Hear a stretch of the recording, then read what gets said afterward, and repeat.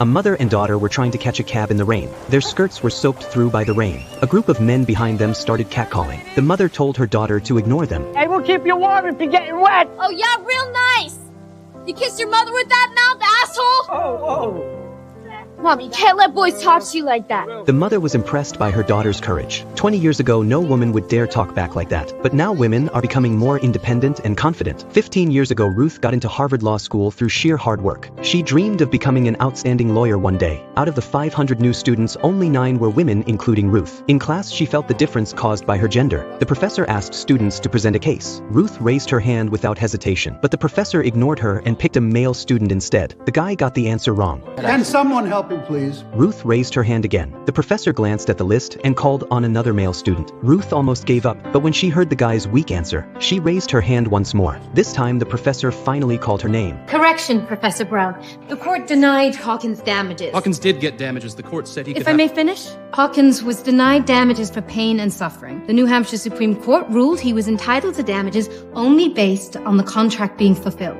So if Dr. McGee had set realistic expectations instead of making grand promises, Hawkins' award likely would have been less. Seeing the professor nod with approval, Ruth knew she got it right. That evening, Ruth and her husband went to a party. Everyone was having fun. Suddenly, Martin didn't feel well. He was rushed to the hospital. The doctor said Martin had cancer, and only a 5% chance of survival. It was devastating news for this young couple. Even though the odds were low, Ruth refused to give up. We're never giving up. You will be a lawyer. I'm spending my life with you, Martin Ginsburg. For a long time after that, Ruth went to her classes, then rushed to Martin's class to take notes for him. Back home, she didn't get a break. She took care of their young daughter, then explained Martin's missed lectures to him. Based on what he said, she typed out all his assignments. By the time she finished, it was already late at night. Only then could she focus on her own studies. What seemed impossible to others, Ruth somehow pulled through. Under her care, Martin made a miraculous recovery. He not only graduated from Harvard, but also got a job at a law firm in New York. But Martin hesitated. That meant leaving his wife and daughter behind. To ease his worries, Ruth went to see the dean. She begged him to let her transfer to Columbia to finish her studies. Marty could relapse. Lee beat the odds.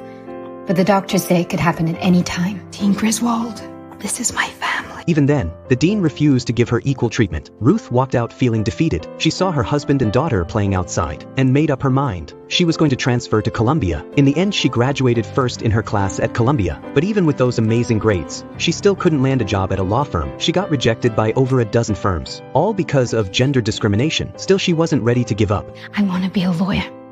I want to represent clients before the court in pursuit of justice.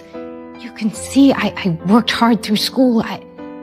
I did everything I was supposed to, and I excelled. I swear it, I'll do the same for you.